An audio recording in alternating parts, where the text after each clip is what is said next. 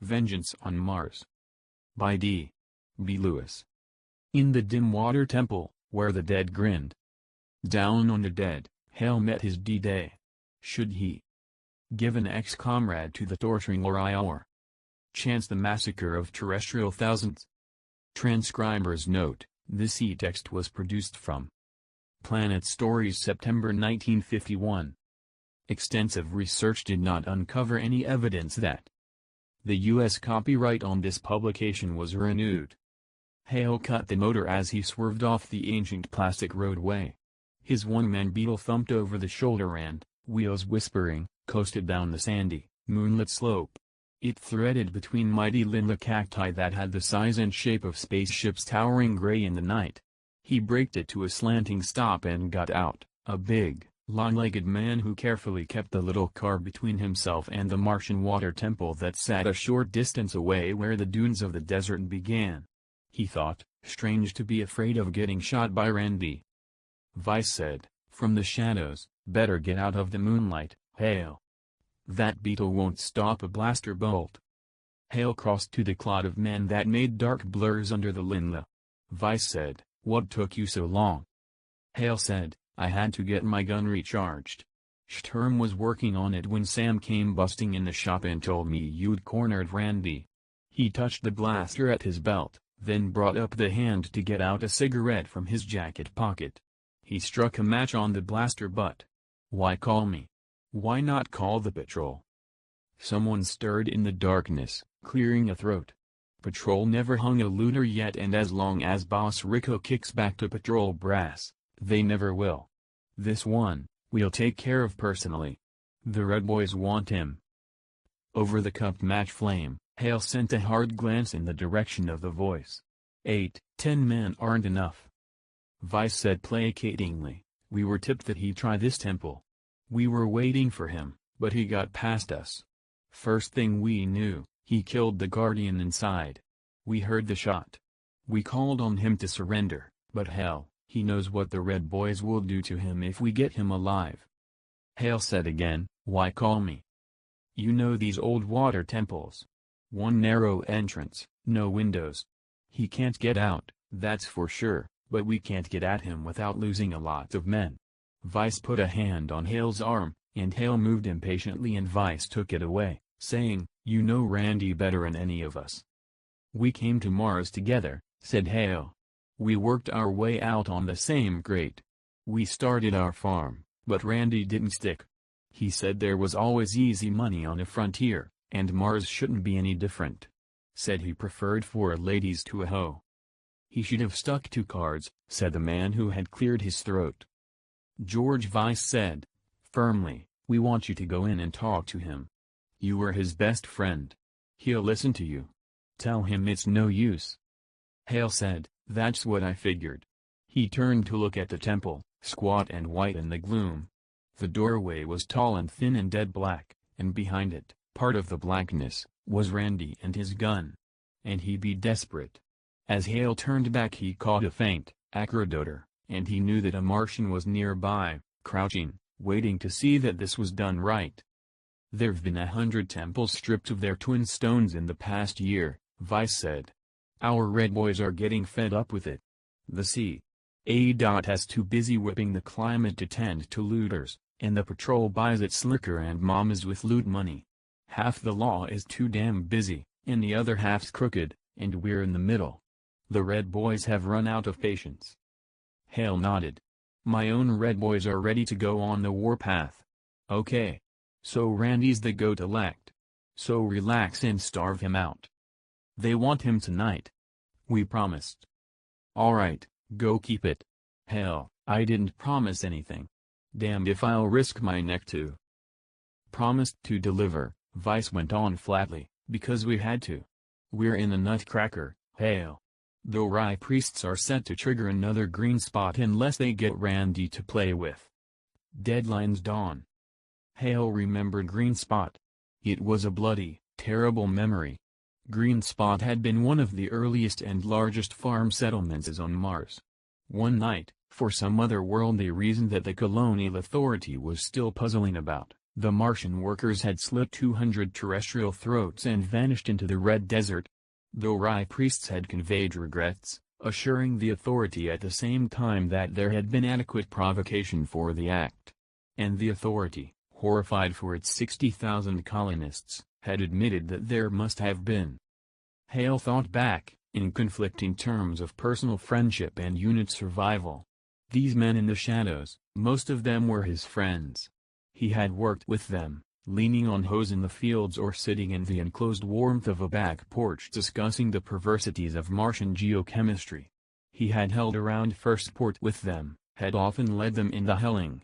His wife was the friend of their wives. While Randy was 5 years ago. Randy was 30 acres of crop stumped in Hale's lap when they'd needed working. Randy was a bitter girl named Susan who waited on tables in New Chicago halfway across Mars, and the son he never cared that he'd given her before he went away. "Wait here," said Hale in a sour voice, and tossed away his cigarette. "I'll see what I can do." The temple was hexagonal, featureless save for the black slit of the doorway, smooth native marble gleaming under Phobos' dim silver. He stopped a few feet away and called, "Randy, it's me. Hale. Don't shoot. I'm coming in to talk to you." Randy's voice, soft and oddly echoed by the temple walls, floated from the black slit. "Come on in, Hale. I wanna bet with myself that they'd holler for you." Hale walked on, slowly, one hand brushing his blaster butt at each step. Again the sensation of strangeness, of wrongness, that he should be afraid of being shot by Randy. 5 years ago Randy had been a lean, fox-eyed kid, inclined to be touchy, but no hard case.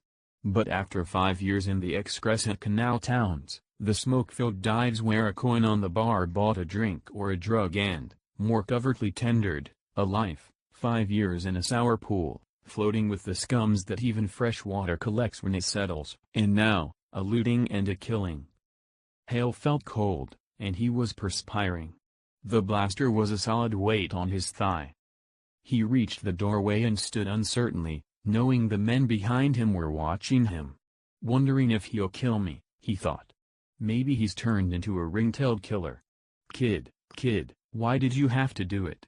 Why didn't you get off Mars, like I told you to?" The hollow, echoed voice said, "Come on in. I wouldn't shoot you, Hale." But the voice had a thin sound to it, and Hale thought he might. The doorway was about 2 feet across, in a wall 6 feet thick. Smooth marble rustled the leather at Hale's shoulders as he entered the thick blackness. 3 paces, echoing, and his fingertips told him he had reached the interior. He felt with his feet, located the top of the shallow steps that every such temple contained, 5 steps down into a trench which had once held precious water, then 3 steps up to the temple floor. His boots rang sharply, 5, 2 across the trench, 3, then he stood in darkness, waiting. Randy said, "You've gained some weight, Hale. Or is it the jacket?" Sort of amused, but with that same thin sound. Hale said, "Both." He took a forward step, at an angle, and saw the faint flood of moonlight appear on the temple floor and knew that Randy could no longer see him. He said, "Vice said to tell you it's no use." "George is out there, eh?" Thought I recognized his voice. I wonder who tipped them off. I've made some enemies along the canals, I suppose. Startlingly, a match flamed in the blackness, became an orange glow that rose to the cigarette between Randy's lips. He was over near a wall, his gun in his other hand. He puffed hard and his face glowed mask-like, his eyes seeking Hale. Hale, blinking, saw that Randy hadn't changed much. He was still dark and slender, his brown eyes large and bright.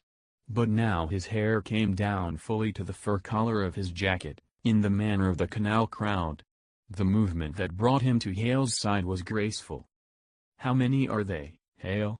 Think I could break for it?" Hale said, "It'd be quicker than the Red Boys." Randy pulled in a hard breath.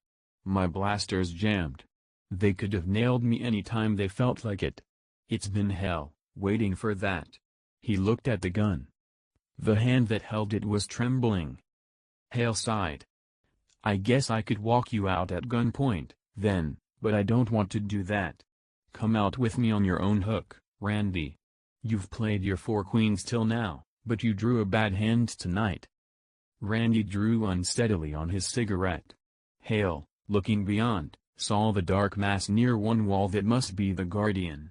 The stain on the fur robe was black. The blind sockets in the skull of the Lhrai, who sprawled bat-like against the chanting wall, were black too. I didn't want to shoot the red boy. Randy slowly holstered the gun. I slugged him, but he had a hard head. He came at me with a knife while I was prying the twin stones out of the idol. Why couldn't he lay quiet? I never wanted to kill anybody. His eyes found Hale's in the gloom, and the brightness in them tonight was mostly fear. You always set out to get off Mars. Last week, I decided to. But I didn't have any money, so I went to Rico. He wouldn't trust me off-world with his money, but he said he had a tourist interested in a good set of twin stones. He said there was 5,000 in it for me. He said there was a good pair here, and... He stopped short, his young face hardening with shocking suddenness. By the red gods, Rico. He ground out. Of course, he tipped them off I'd be here so he'd have me killed over a girl, damn his black soul. He spun away from Hale in a violent motion, his thin mouth feral with rage. Hale waited in the blackness and slowly Randy turned back. Carefully he flattened the cigarette his clenching fist had bruised. Why didn't I think? He almost whispered. They told me he was after my skin. Hale started to say something, but Randy's hands were suddenly tight on Hale's arms, and his breath carried the taint of ink liquor to Hale's nostrils. Hale, you've got to help me. I want to get off Mars. That was why I did it. It was my first mark. Oh, I've drifted the canals and chilled some decks, but this was my first mark. Hale said, I came in to try to help, Randy. If you'll walk out with me, it'll be easier all around. Randy shook his head fiercely. Lord, you don't want them to turn me over to the Red Boys, do you? The Lhrai priests can peel a man and keep him alive for days. Uncomfortably, Hale said, I couldn't help you if I wanted to. They're waiting outside. Randy took breath through his teeth. Just stay here. Let me walk out. They won't blast, thinking it's you. Is your beetle anywhere near the temple? They're practically sitting on it. Then I can break for the desert. It's a good chance in the dark. I can cut up along Coprates to Freightport and... Hal said, no, Randy. Randy laughed softly, and the laugh had all the old familiar recklessness in it, but it couldn't hide the fear. You will, Hale. I got into this mess trying to do what you always told me to. Get a new start on some other clod. There are plenty of jobs on Venus. Maybe I can still stow away to Venus. I swear that's where I'll go, if you'll only let me through that door. Venus has a skid row, too. I'm through with it. So help me. You killed that red boy. He tried to kill me. He knew I had a gun. What was I supposed to do? Only a red boy. Hale said slowly. What about George and the others? I'll have to face them on this. They'll find you on the floor with a lump on your head. They'll never hold it against you. Randy spread his hands. I'd rather you'd kill me, now, than take me out there for the Red Boys. Hale felt baffled. It had been like this in the old days. Randy had always had his way. Coming to Mars in the first place had been Randy's idea, and he'd pressed it, and Hale had done well on Mars. Maybe Randy had a break coming. Hale thought, 5 years isn't such a long time, after all. He said tiredly, all right. You can have your chance. Good luck. And I'll take those twin stones, Randy. Randy let out a long sigh and looked up at the roof of the temple, as if he could see far off Venus in that thick blackness. He brought the glowing stones from a pocket. Here's Phobos, here's Deimos, he said wryly. I thought maybe you'd forget. They were heavy in Hale's hand. He said, so long. Randy said, one more thing, friend, and there was an undefinable something in his voice. I'll need a gun. You'll lend me yours, won't you? They'll think I took it.